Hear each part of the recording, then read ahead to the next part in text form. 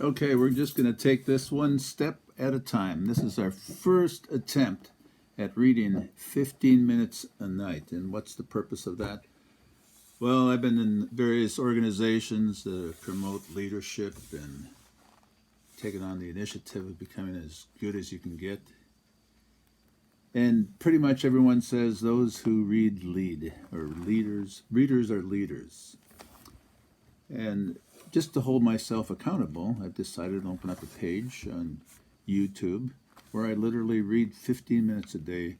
Eventually it'll be live. I hope I'll be able to do this live at some point in time. Until then, I'm just going to dedicate myself to reading 15 minutes a day and putting it up on YouTube.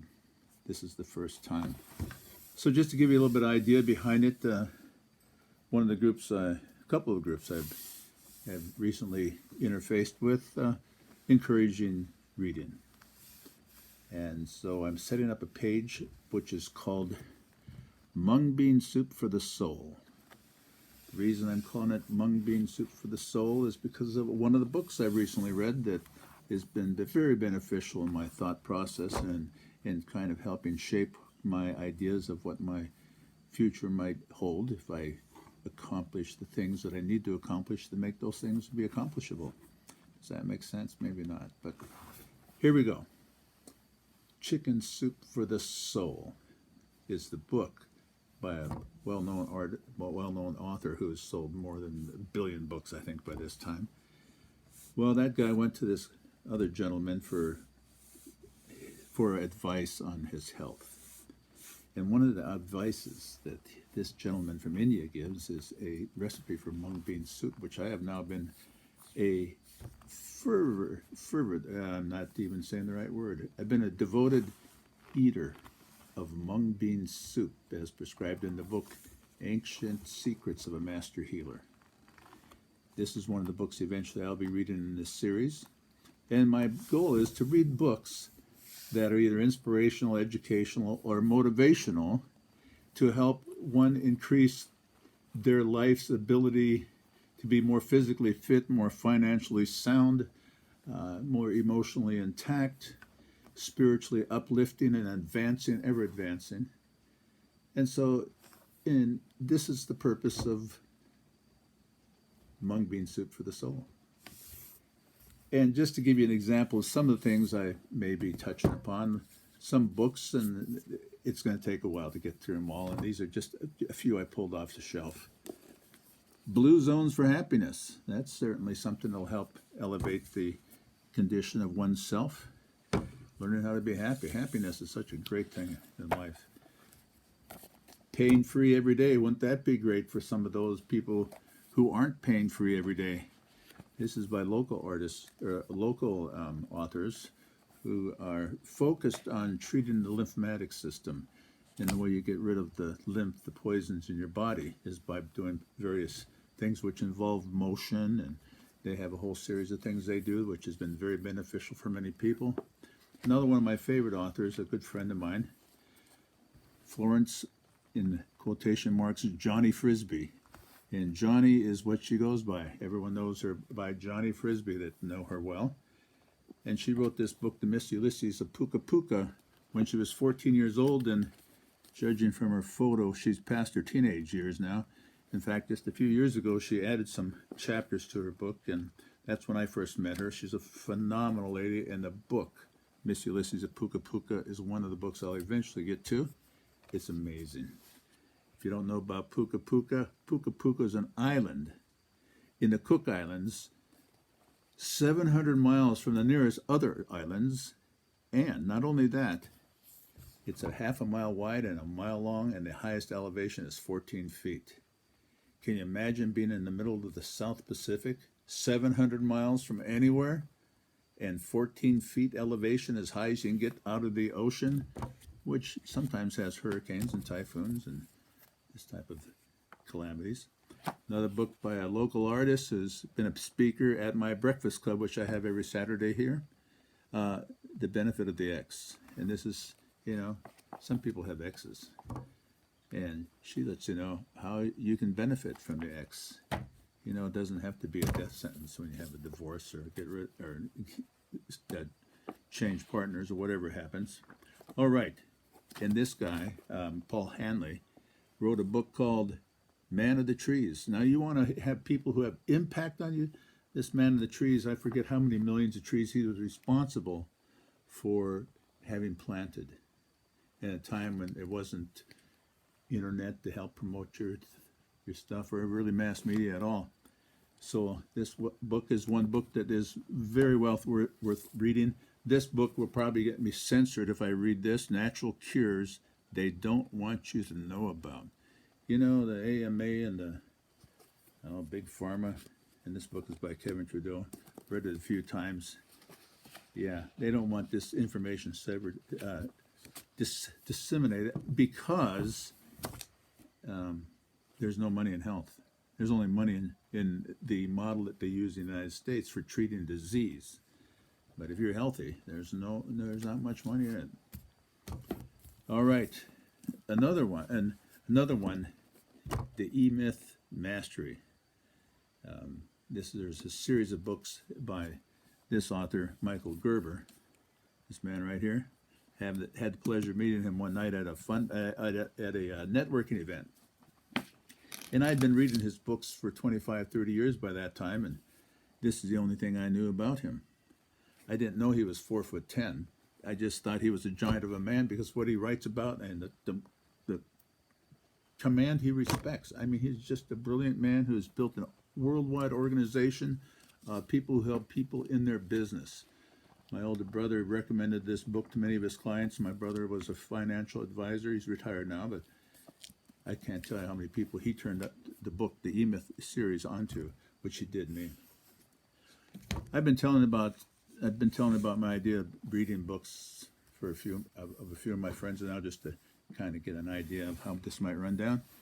And they said, well, why don't you do a series on math as well? Well, maybe I will, maybe I won't, but there's some great books out there, the little book of mathematical principles, theories, and things, and a slice of pie, P-I.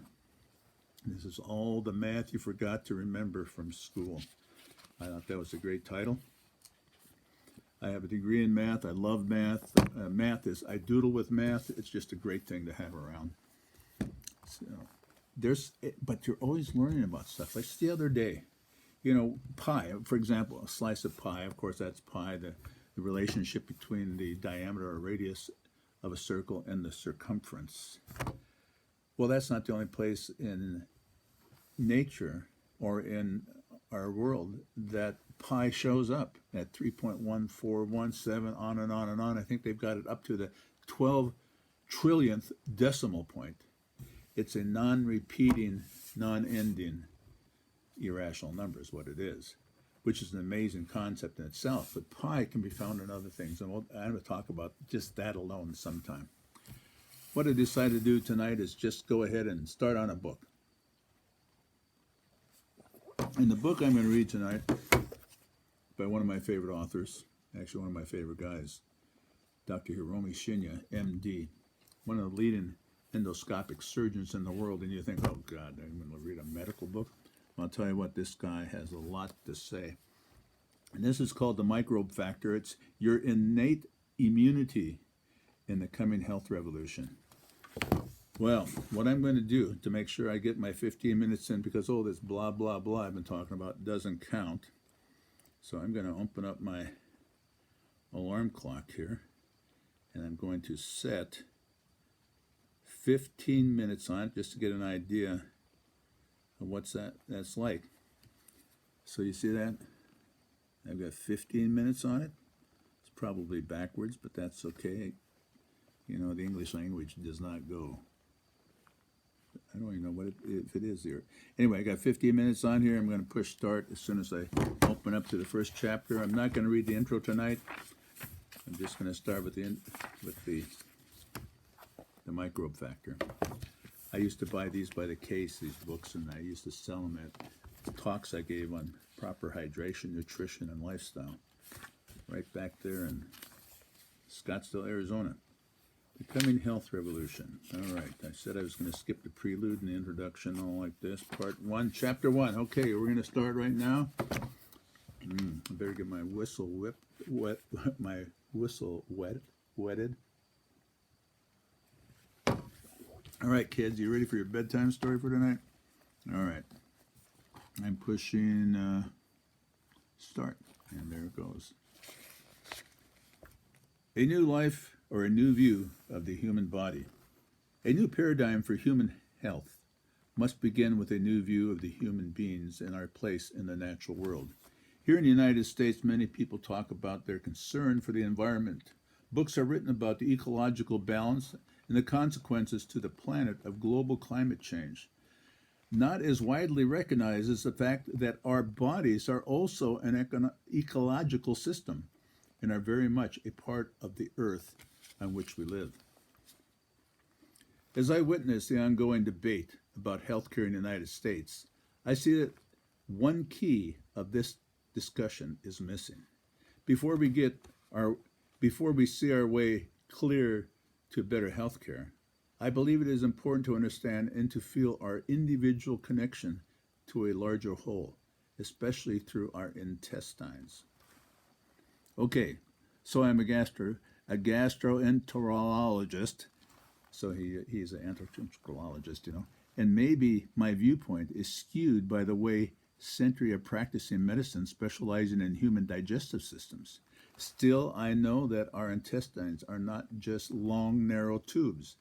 They are our primary connecting point to the earth. Check that out. Our intestines are the primary connecting point to the earth. Our world is alive before microorganisms. The original life forms found everywhere from deep sea vents to polar ice caps. These organisms collectively form an interconnected layer of life on every surface of our planet. In turn, our intestines connect us with microorganisms. Most readers already know the intestinal bacteria, both good bacteria and bad bacteria, are key to health. But my focus is not limited to the internal universe. The universe I'm talking about is much vaster. The soil in which vegetables we eat grow is abuzz with the activities of microorganisms. The quality of this soil environment has a direct impact upon the quality of the food it produces. And our consumption of this food determines the condition of our intestines and ultimately of our health. Every day, the food we eat must be converted into energy. The intestines perform that vital task, where the foods we eat are digested and absorbed by the blood vessels that connect the intestines to the cells of the entire body. The collective body of these 40 to 60 trillion cells makes up a human, a living being. 60 trillion cells. The intestines are also the place in the body where enzymes are created. These enzymes are the impetus for every action inside our cells. To be full of energy of life means that the cells of the entire body are active and providing energy. You've heard it many times before, you are what you eat. Perhaps this statement has been repeated so often it no longer has the power to capture our attention, but it is no less true. What and how we eat impacts both our body and mind. In the practice of modern medicine, prescriptions and surgery are the leading treatments. It is rare to have a doctor recommend a dietary health management program focusing on the way we absorb the life energy and food into our body and aiming at improving the health of the intestines. Instead, physicians and patients alike seem preoccupied with eliminating immediate symptoms without an understanding of the real causes of disease. With this extensive medicines and technologies, the American system was created a healthcare model that only the wealthy can afford, but even at those high prices in our system, really caring for our health? I believe healthcare should start with the digestive system and the food we put in it. In this book, I will show you how the intestines are our vital connection to the energy of the universe, and how we can build and maintain the strengthening of this connection. My entire book, The Enzyme Factor, which is a previous book to The Microbe Factor, by the way, I recommend it highly as well, published both in Japan and in the United States, has sparked an increase in interest in this dietary and health recommendations. Because of it, many people have incorporated these recommendations into their daily lives. Over my half-century of the practice of medicine, and again, first person is referring to Dr. Hiromi Shinya, the #1 endoscopic surgeon in the world, voted on by his peers, co-inventor of the colonoscopy. And by the way, he's performed over 300,000 colonoscopies. I think it's 370,000 plus colonoscopies. He's been there, done that, got the T-shirt. Over half a century in the practice of medicine, I have taken the dietary histories of thousands of people while comparing these diets to the features of their intestines. This has given me a great understanding of the relationship between diet, internal health, and the health of the rest of the body. I have been convinced by a mountain of clinical evidence that the view through my endoscopic instrument, whether the intestines I see are clean or dirty, healthy or unhealthy, will depend upon what that patient habitually eats. The conditions of the intestines, in turn, will determine the condition of the blood that carries vital nutrients to every cell in the body. I believe you can live a long and healthy life with no serious illness, but only if you have the guts, in quotation marks, of a healthy eater.